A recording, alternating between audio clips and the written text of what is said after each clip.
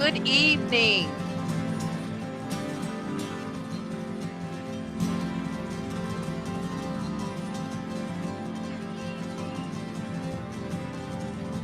Good evening. Good evening, everyone, and welcome to Reset with Reverend Sherry. Good evening. Good evening, everyone, and welcome to Reset with Reverend Sherry. Good evening. Good evening, everyone, and welcome to Reset with Reverend Sherry. Good evening. Hello.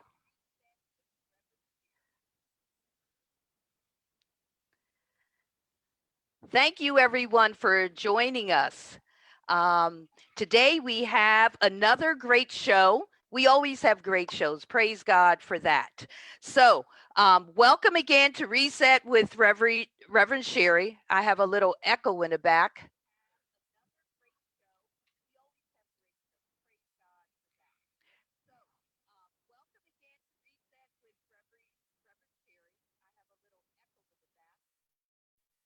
Can you hear me? You can hear me good. Yeah, from our end, it sounds great. Okay. So, faith, courage, and adversity. That seems to be our framework with Reset, with Reverend Sherry. Faith, courage, and sounds good. Okay. Faith, courage, and adversity.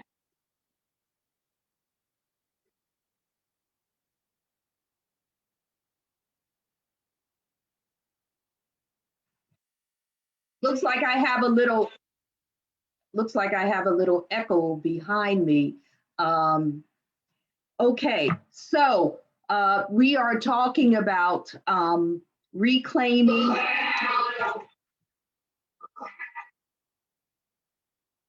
Yeah, like I have.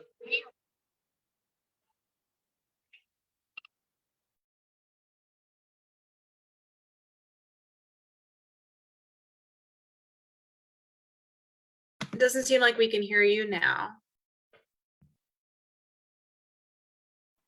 Okay, can you hear me now? Mhm. Very, very good. So faith, courage, adversity. You can hear me?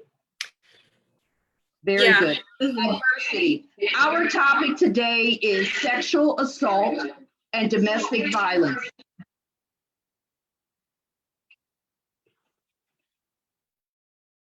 Out. Reclaiming lost voices of biblical women known and unknown from a woman's perspective. So, this is from our perspective on the cry of Tamar. So, sexual harassment, assault, and abuse can happen anywhere, including online spaces. Why is domestic violence so prevalent in our communities? 1 in 4 women will be a victim in her lifetime. What is our narrative when we discuss these issues of sexual assault or domestic violence? Um, when we discuss the gospel of Jesus Christ, do we sweep it under the rug or do we address it? Giving a voice to victims. The YWCA Lancaster Sexual Assault Counseling Center provides support and advocacy for victim survivors of sexual abuse, for significant others, and for other family members. The goal is to facilitate healing and empowerment for those who have experienced sexual assault. The Counseling Center utilizes special programs designed for children, adolescents, and adults to meet their diverse needs. The Domestic Violence Services, which provides emergency shelter, counseling, legal, and housing services, and children's program for victims of domestic violence and their children. See, this has a domino effect. It's not just the victim themselves, but also what happens within the family. Today, we have Christine Gill Fillin, She is the director of domestic violence services of Lancaster County. And we have Danielle Perez. She is a sexual assault counselor and educator with the YWCA in Lancaster's Sexual Assault Prevention Counseling Center. But before we move on, you know what I'm going to tell you if you follow Reset with Reverend Sherry. I'm going to ask you if you would kindly share with others on your Facebook, invite your friends and family in, because we are talking about a good subject. Our scripture today comes out of 2 Samuel 13:14. 2 Samuel 13:14. But Amnon refused to listen to her, and since he was stronger, he overpowered and he raped her. Her, who is her? Her name is Tamar, Ammon's sister, his half sister, who raped her, then discarded her. He took her voice, her future. Nothing was ever said or written about Tamar in scripture. Her story is a story of rape, revenge, and revolt. She was raped not by a stranger, but by her half brother. I want to give you some information about Tamar. Her story, again, is a story of rape, revenge, and revolt. She was raped not by a stranger, as I said, but by her half brother. After he raped her, he discarded her like a piece of meat. Nothing was ever written about her again. Her brother, Absalom, silenced her. While many in her family that were males thought that they were protecting her, but they never gave her a voice. She was silent. While her father was King David, he was furious about what happened, but he did nothing. How can we relate to this story to the 21st century? And next in line to become king was his half brother Amnon, was in love with her. He obsessed for her because he could not have her. See, Tamar was a virgin. He was stronger than her, and he forced Tamar and raped her. He penetrated Tamar and entered into the most private, vulnerable, most sacred part of her body. After he raped her, he hated her and he told her to get out. And I'm talking about the time, biblical times of what was going on in Israel. um, she remained a desolate woman, alone and bitter. She was no longer a virgin, and she was never spoken of again. And so today we're going to give voice to her. Today we're going to give voice to sexual assault victims. Today we're going to give voice to domestic violent victims. We want to hear from the specialists and participate with us. Because I've advertised on Facebook what we were talking about, many people, some people text me and told me their story, their testimony of growing up in a violent home, or growing up seeing their stepfather beat their mother, or growing up and having their mother's boyfriend shoot him, all types of domestic violence. And so as we get older, we still have those memories, and we are traumatized. When we were younger, I don't remember anybody talking to us about our trauma, but today we are talking about it. So if you will, if you want to ask questions, give comments, and let's have a discussion. Raise your voice for Tamar and other sexual assault victims. So I'm going to start with Christine. She's been the director at Domestic Violence Services of Lancaster County, a program for community action program since May 29th, 2018. Prior to joining, Christine was with Safe Burke's Adult Domestic Violence and Sexual Assault Center in Reading, Pennsylvania. So, Christine, you really could talk about both issues. For 17 years as Director of Education and Community Outreach, she was Chief Operating Officer. She studied nonprofit management at LaSalle University School of Business. Next, we have Danielle Perez. She is a sexual assault counselor and educator with the YWCA Lancaster's Sexual Assault Prevention and Counseling Center. She's been involved in the violence prevention field for 6 years now.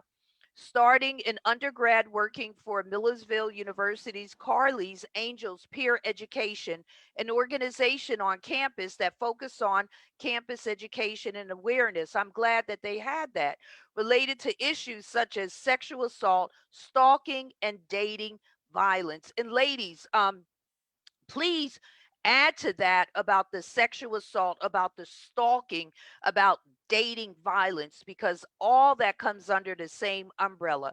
Danielle has volunteered and worked for Domestic Violence Services of Lancaster County, working with children and adults.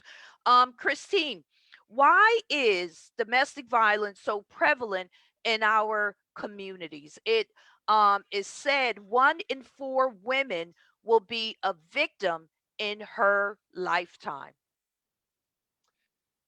Well, that's a really good question. And why does it continue to be so prevalent? I think the historical perspective that you gave us, whether it's from scripture or whether it's from reading our history from hundreds of years ago, teaches us that traditionally power over has been acceptable by some groups over other groups. And women, although not all victims of domestic violence are women, the majority are. And we believe that the roots of that violence began in the oppression of women, which has historical context that goes back centuries. And even though we've made quite a bit of progress today, we would all agree that in 2021, we live in a different world. Yes. Many of those norms and those ideas and those strategies are still used to keep certain groups of people down, and women would be one of them. So anyone who has power over in the relationship, again, for many reasons, it typically is men who have more institutional power, economic power, physical power. It continues to this day. So that kind of power over is used as a strategy to get what that person wants or to maintain that status in the relationship. And that hasn't changed. I mean, it's changed, but it's still with us, I guess would be the way to say that. So we know that a lot of progress has been made since services were available and resources were available to victims. That's only been since the 1970s, which some of us remember as a time when we were actually alive, right? Right. So it's a relatively short period of time that really we've been talking about this, addressing it, providing safety and support to victims by organizations such as ours or SAPC and other organizations. And we have a long way to go yet because we're still doing the work every day. We're still bringing mostly women and children into our shelters. And Danielle and her organization are still counseling sexual assault and rape victims, which is also a crime of power over the other person, power and control in those relationships.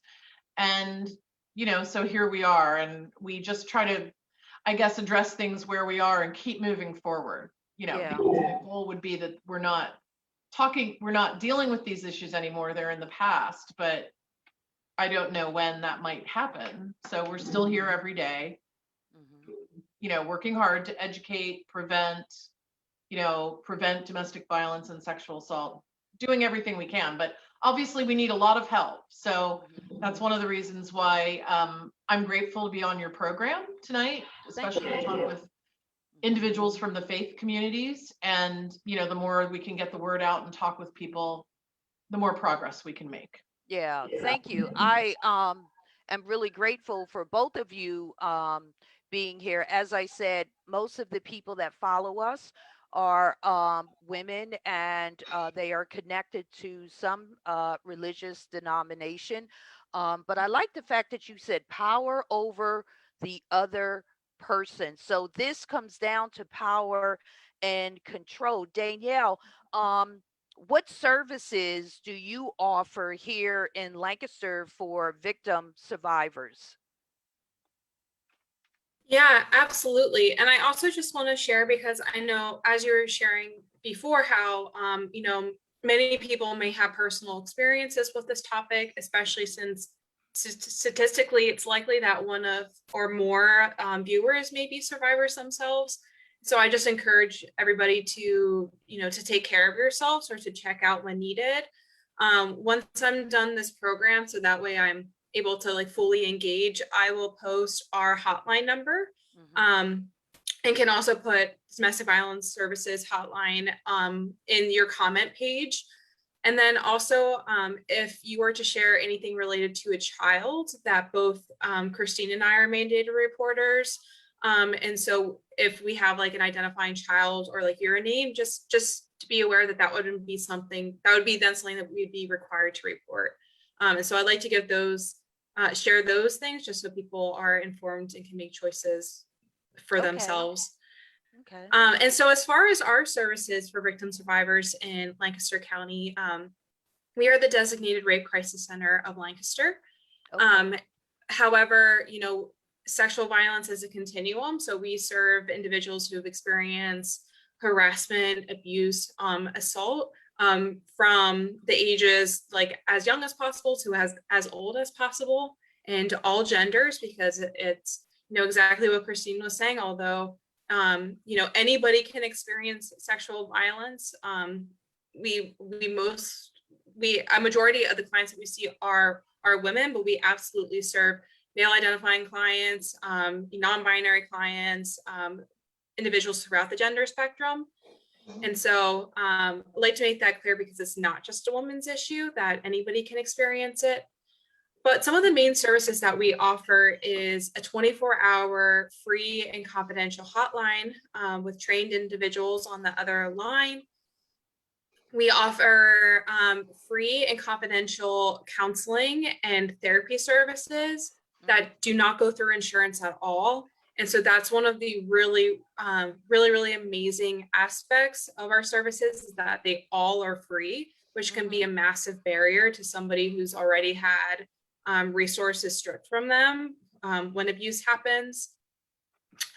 We also provide medical and legal advocacy as well. And so we will go to the hospital if somebody's been assaulted to have them complete a forensic exam, or we will go with them to the police station to file a report or go to legal hearings.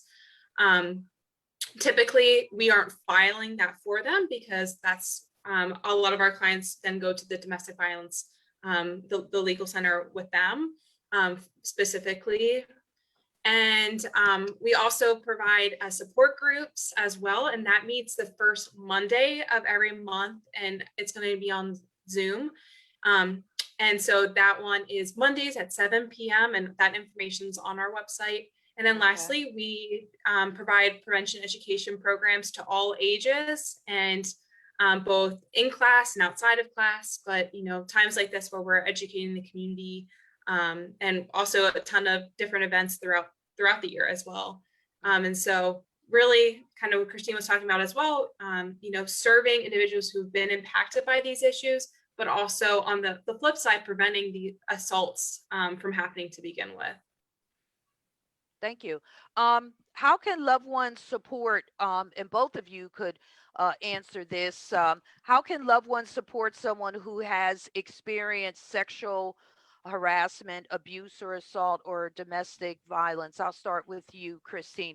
How can loved ones support, particularly in the faith community, when so many of us want to stay in our own lane? So many of us want to mind our own business, don't want to get involved with other people. So how can we support someone who is experiencing sexual assault or who is experiencing domestic violence? Well, there are lots of ways that you can support. So you had said loved ones and faith community, and I realize those may be the same thing, or, You could address them separately. There's Oh, that's okay. Yeah. That's right. So first you would listen to what the victim or survivor has to tell you, be a listening ear. If possible, keep their information confidential, but we know there are some circumstances where that may not be possible, but if it is possible, do that and be very clear about that with the person. Know what the resources are in the community so that you can provide referrals or information about where resources can be accessed. And DVS resources are safe, are confidential and free of charge as well. Believe what that person tells you, even though, you know, it's their story, it's what happened to them. So providing that validation or believing what they're telling you is really important. This might be the first time they've ever told anybody what happened, or, you know, they're taking a risk by trusting you with their information. Mhm. And then as far as what you can do as a clergy person, my impression of that would be that you're in a position of not authority, but guidance. And, you know, we look up to our clergy people, and they Yes. provide us with guidance and support and wisdom and information. So, you know, being informed yourself about the issues and what the resources are would be incredibly helpful for your congregants. And then also in the case of domestic violence, you have to talk with that victim about, and sexual assault, you have to talk with that victim about safety. Are they safe? Maybe some of those resources you're going to help them reach out to will help provide safety. Is there a protection order? How's that going to impact the faith community if both people are part of the faith community? There's so many considerations, so many ways that you can help as a person that people look up to and people trust. So we'll talk about that tonight, I know, and people will get a lot of ideas, but there are also a lot of resources out there for faith-based organizations in terms of guiding them in having conversations with victims and making sure that they get the information that they need and the referrals that they need to places that can also help. Mhm. Danielle, do you want to comment on this? Yeah, I think Christine hit, you know, anything related to these topics can be like also dittoed as far as like between sexual violence and domestic violence. The only thing that I would add as far as when an individual experiences a trauma like that, you know, they're completely stripped of their power. They didn't have a choice over that. And so like knowing that you don't have to be the expert, right? Like you're not going to know the ins and outs of, you know, of the system and what supports they need. But one of the most validating things that you can provide is just options, and not, you know, not making them feel bad for decisions that they make or don't make, letting them know what their options are, because, you know, when abuse happens, they lose that power. And so anything to help them feel like that they have control, that they get a say, you know, obviously what Christine was saying, there are some cases where you're not going to be able to, there are going to be some choices that they won't have control over, like especially if it's a child, you know, something that happens to a child, like it's adults' responsibility to keep kids safe. So that would be a time, you know, where somebody else would have to step in. And so I think also too, like if it's having these conversations and setting precedent within your community over what will be tolerated and not tolerated, can build that safety that somebody feels comfortable enough to come forward to begin with, right? And so oftentimes beforehand, leading up to somebody disclosing, you know, it's one thing to say that you're a safe space, but it's also has to be shown through action. And so, you know, what types of behaviors are tolerated, what policies are in place, you know, what's the attitude towards individuals when they do share. And so keeping in mind that it's, you know, not just once a disclosure has been made, but also, you know, when somebody does tell about their story, but all the things that lead up to them sharing it as well. And so those were just those things that I was going to add to that component.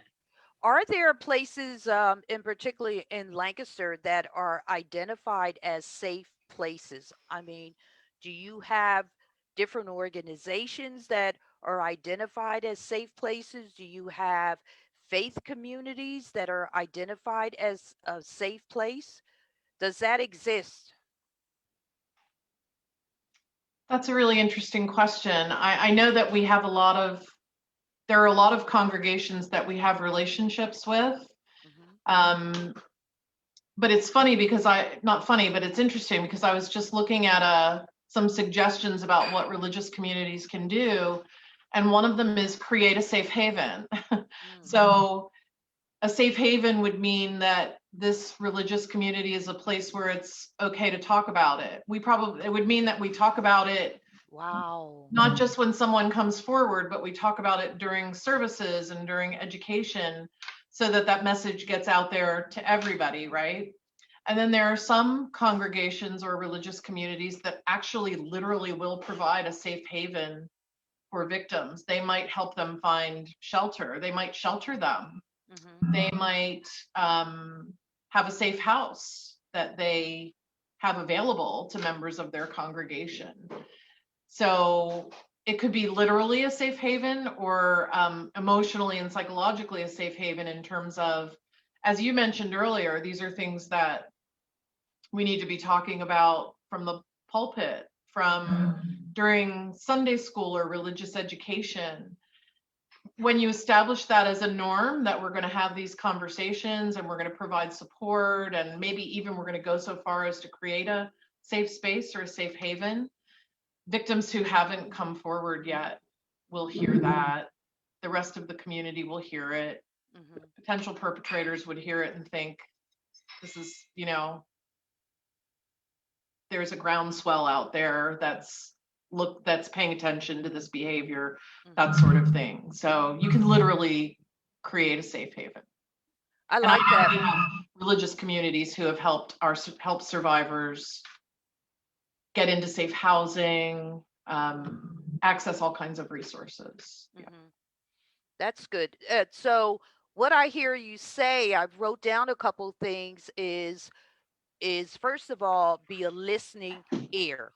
And that when we are a listening ear is that we believe what they said.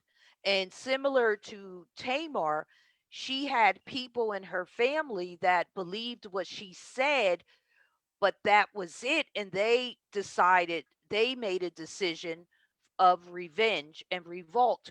But we're not talking about revenge and revolt. We're talking about a safe haven. We're talking about listening. We're talking about have a conversation from the pulpit. And you even said to talk about it in Sunday school would would be helpful so that when these things do happen, the congregation knows that this is a safe haven, this is a safe environment, and that the leaders here will listen to me. They will understand me because they have been uh, educated in this. Anything else you want to say about that? Well, I have a question. How can adults talk to children about these issues? If Danielle, if you could address that, and then we'll ask Christine. Yeah, and so oftentimes these, it's not something that just happens to adults. And from a young age, we're receiving messages about body autonomy. And so when we're talking about, having these conversations young, especially in the realm of sexual violence and sexual assault, letting children know that they have choices over their body, and also how they want to be treated in the relationships, like the friendships that they have. And so I do a lot of work with children about understanding their bodies, knowing that they can say no, giving permission to, talking about consent in a way that's age appropriate. And then because oftentimes and and sometimes unintentionally in the church too, there's a lot of shame and feelings of guilt around one's body or around sexuality to begin with. And so having these conversations that are free from shame and that are open and non-judgmental is, you know, the more that you have these conversations and can be an askable adult, you know, they're not more likely to perpetrate. It's actually, once you have these conversations with children and even talk to them about their body and their body parts, studies show that they're less likely to be victimized throughout their life, and also less likely to perpetrate sexual assault. And so, you know, one of the biggest ways that we can prevent, you know, this really epidemic from happening is starting with our young people too. And that also starts with, as adults, respecting children's choices too. Like, you know, I know growing up, like hearing messages about like, oh, go give your aunt a hug or go sit on your grandpa's lap, you know. There are conversations that are happening all the time that we just don't realize are a part of this grander scheme of your body's not yours. And so, but there's it can feel really daunting for adults and parents to have these conversations. And there's a lot of resources out there for that, or even if it does feel really overwhelming, we provide programming for all ages as well. Mhm. I like the fact that you said your body is not yours, and that's what we were referring to in the book of Second Samuel with Tamar, that her body was not hers. And so Mhm. giving voice to those named and unnamed women. But we have someone on Facebook that said that she left an abusive relationship in January of 2019, got sole custody of her child, and haven't seen her since March of 2020. He uses his mental and physical abuse to control this situation. Um, and that's what you, Christine, was talking when you said power, that it's about control. Would any of you like to say anything about this? About power, Wow. power over I forgot how you termed it, power over um power over the other person, power and control. Could you talk more about that? Because we're not only talking about during biblical days of Tamar.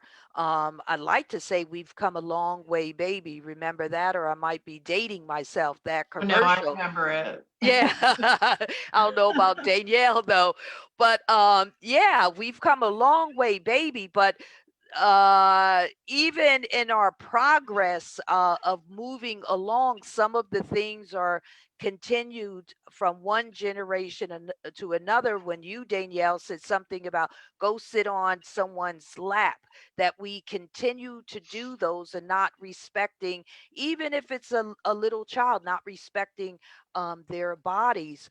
But I'm glad that she did get out of that relationship. But how do we do some prevention? How do we prevent, even in she was talking about 2019, 2020, how do we prevent young women getting in these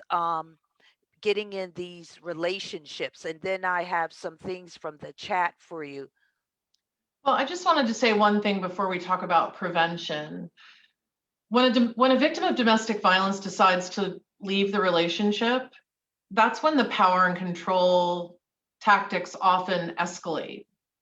So you have a person who described leaving the relationship, and then several months later, I believe, there's a power and control struggle there that involves their child.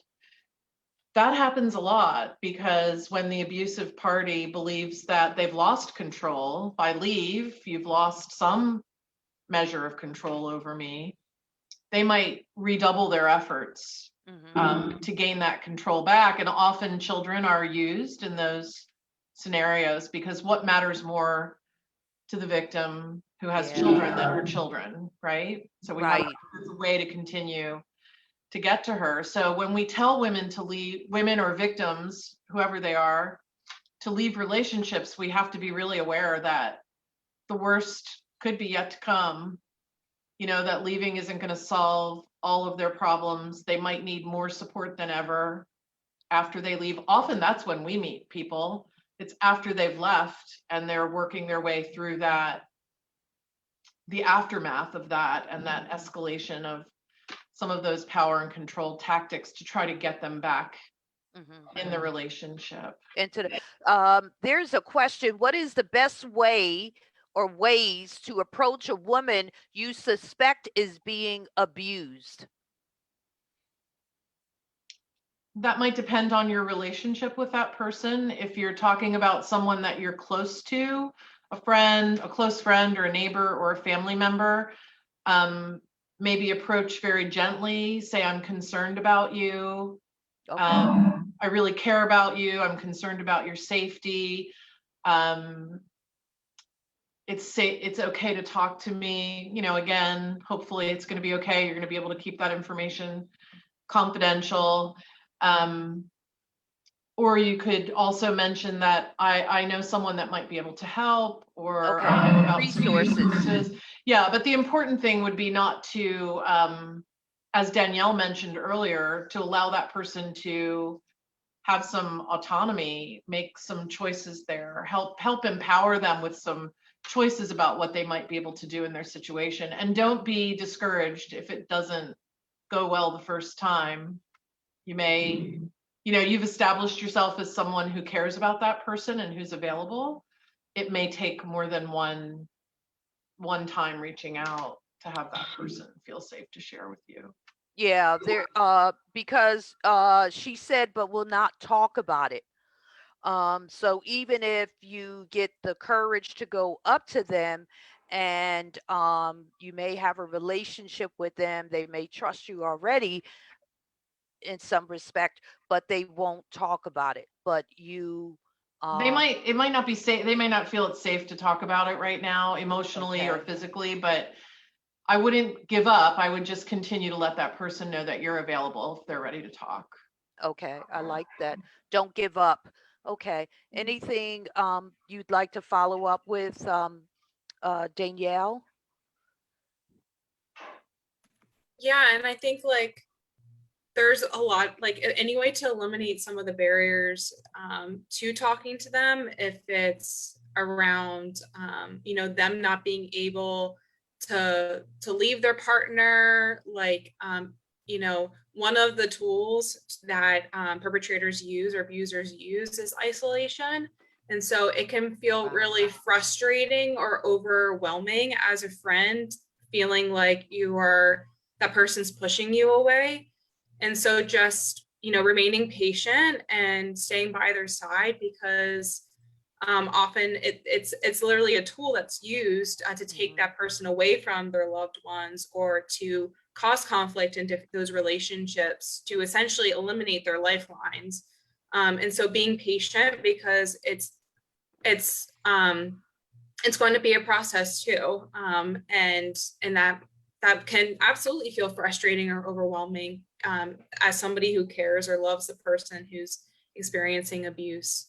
And also knowing too that services are available not just for loved ones, or sorry, not just for victims, but also for their loved ones too, because abuse doesn't just affect like the victim, it also oftentimes affects like the whole family unit or the friends and family like of that person. And so knowing too that getting support for yourself can often be validating, and if it is something that feels overwhelming.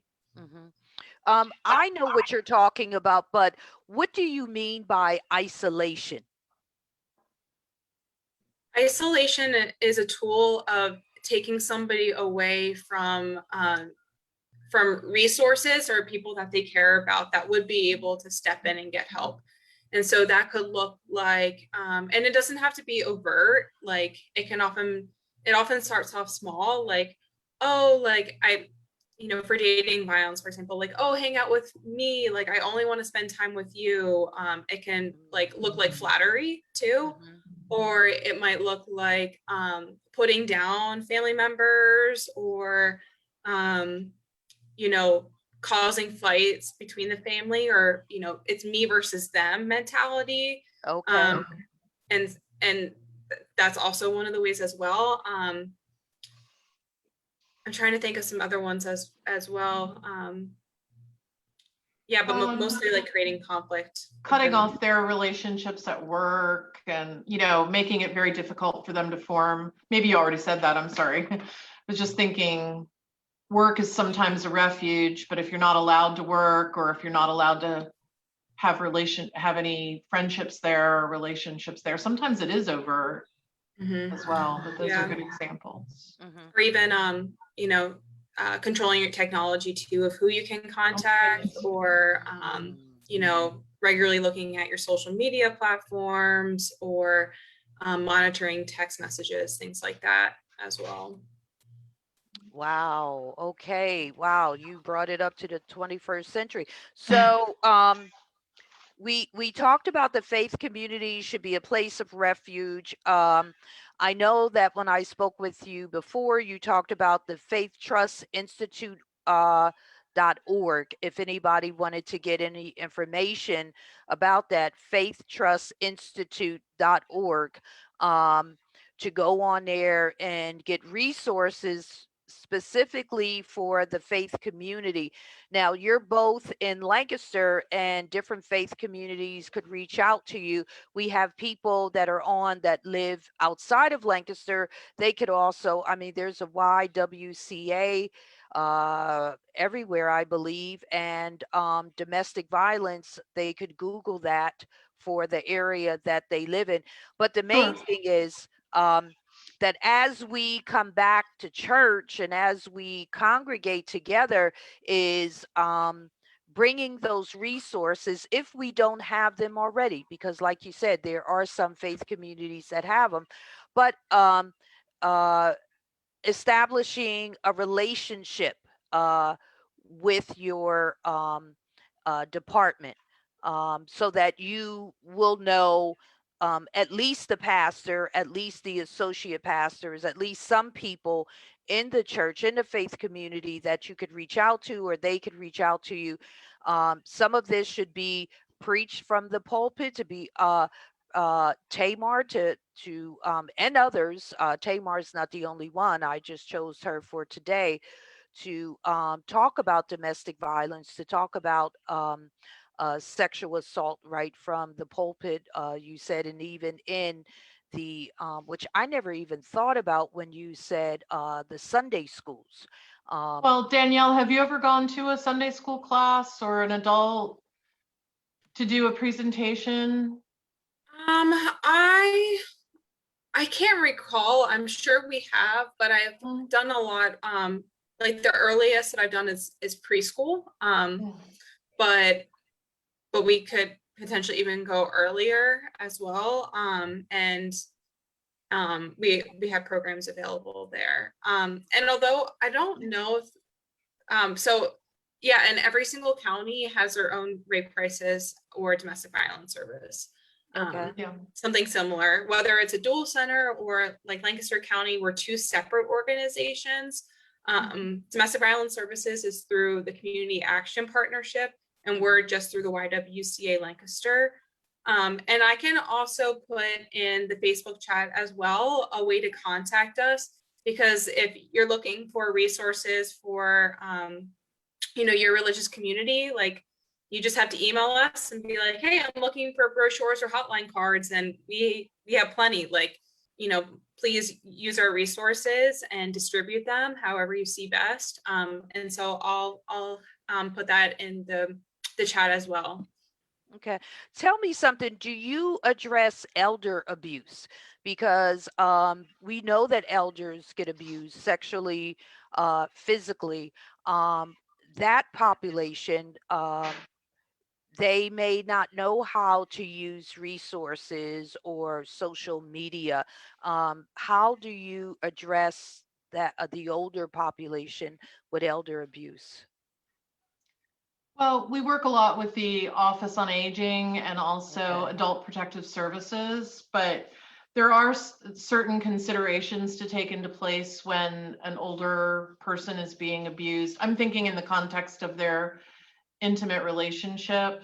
Has that abuse been going on for decades, for a long time in the relationship? Is there some reason for the onset of that abuse later in life, that's related to dementia or another mental health issue. So those are complicated issues, and usually we're working in tandem with adult protective services and resources through the Pennsylvania Coalition Against Domestic Violence. Mhm. The vast majority of the individuals we serve are between the ages of 25 and 44.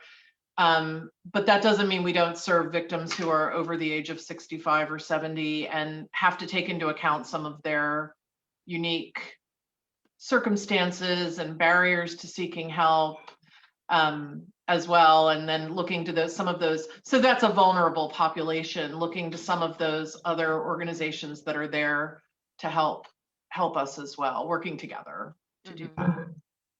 What's your age, Danielle, that you serve? Your agency? Yeah, as young as 3 up until no ending age. For elder abuse, that what we notice, or like what we find, is it's abuse is most likely to happen from a caregiver or somebody who's taking care of the individual, whether it's at a nursing home or assisted living. And it's very similar actually to individuals with emotional or intellectual or developmental disabilities as well, and the similarities between the kinds of abuse and lack of power there. And so I have done trainings for nursing homes where we've gone in and trained the staff there over, what over sexual abuse and understanding boundaries of the individuals that they're working with. That way too, that they understand that, just because you're taking care of someone and you have to do a job doesn't mean that that person still shouldn't have choices over their body and ways to navigate what can be a challenging situation. And so I know that that's something that we've done before, is providing those services. Okay. So for those faith communities that already are considered safe havens and have relationships with you, have resources available at church, but for those faith communities that don't have the relationship with you, don't have the resources, how can they get in contact with you? Each of you could just give your contact information. I'll Sure. start. Go Yeah. ahead, Christine. Well, we have a 24-hour hotline as well. That's typically for victims calling in crisis. So if someone's calling for information about trainings, which we also provide, educational programs, a way to connect with our community outreach and volunteer coordinator, for example, who might be the conduit for that information, I would have them call our office number, which is 717-299-9677. And then there's always someone 24/7 also who answers that line, and they would send that call to the appropriate person. Usually that would be the community outreach and volunteer coordinator. It could be the assistant director or myself. One of us will get right back to that person and talk with them about, are they looking for training or educational programs, resources, as Danielle mentioned earlier, printed materials, safety cards, hotline cards, things like that. So I think if you make that original outreach, say where you're from, maybe say you heard this program as well, we would have someone, if someone's not available to take that call right at that moment, we would have someone return that call as quickly as possible. And Danielle? And similarly for us, an individual in crisis or who's wanting to get connected with somebody to talk to would call the hotline number, which is the 717-392-7273 number. However, for questions about just to get connected with our free counseling and therapy appointments, to schedule an intake, to set up those services, to ask questions about the programming that we have. All that information is on our website, but the best way is through the We Hear You email, which is wehearyou@ywca.org. lancaster.org. But our website offers a ton of information about all those services, as well as has the list of the programs that we do offer. And if there's anything in there that like you want tailored specifically to your community, like all those programs can be adaptable depending on, you know, what the specific request is, or even like the specific beliefs of that institution, in talking about like policies or, whatever it is that somebody's looking for, we're able to work with them. And that would be found on our website at ywcalancaster.org. Mhm. Yeah, what I like the fact that you said we hear you, because people want to be heard and that you hear me and that you have a safe haven. Somebody wrote, "You are still a valuable human being after rape. Tamar was discarded, but this is the time to work on your own mental health. You can rebuild um, your life through faith in God and the options, free resources offered by Danielle and Christine." She said, "Thank you, ladies." So, yes, we do thank you. And I do like that line of that we hear you. So, we have those resources out there for you. Also, the faithtrustinstitute.org. When I went on there, I listened to a video. They had all different Christian or Muslim or Jewish, and so they even had where they specifically talked to predominantly African American churches, and they talked about the historical African American churches of the foundation coming out of slavery, and looking at the different denominations that came out of that came out of slavery, what we see now of the Black church. So I like the fact that they gave a lot of information, that background information, so that you are familiar with the community that you're going to go into. And not all resources are going to be adapted into one faith community, but you have an array of services that you can adapt. And I really like that. So I want to give you the last word. Christine, I'll start with you. Any last word that you would like to share with our listeners today? Well, I'd just like to say thank you for having us. You're welcome. Danielle and I have been on more than one program together now, so it's always a pleasure. These are difficult topics for people to talk about, and Yes. the only thing I would say is that the faith-based communities have a real opportunity, because they are places where people feel connected and loved, and they feel trust for that community. So Yes. it's a real opportunity, and it's also a responsibility, right, to make sure that people are supported. You support people through all kinds of things that are happening in Yes. their lives, and this is one of them, a really important one. So whatever we can do to help, whether it's with training or just sitting down and talking about it, some technical assistance, a place to go to ask a question and get some assistance, we're here to help. So in the chat, I put our phone numbers and the website, but please feel free to give us a call and we can talk or schedule a program or whatever works for your community. Wow. Thank you for that. Danielle? Yeah, and same thing. Thank you so much for inviting us. Welcome. And just appreciate the work that you do so much, and how invested you are in bringing these topics to life. And I think especially too, for us as well, like, abuse thrives in secrecy. And so by having these conversations, one lets people know that they're not alone, that it reduces the shame that a victim can feel, and knowing that this is something that happens and it's not their fault. And Yes. also creates a culture in which we're holding people accountable. You know, this is something that's happening. We can't ignore it any longer. And Domestic Violence Awareness Month is in October. We just missed Sexual Assault Awareness Month, which was in April.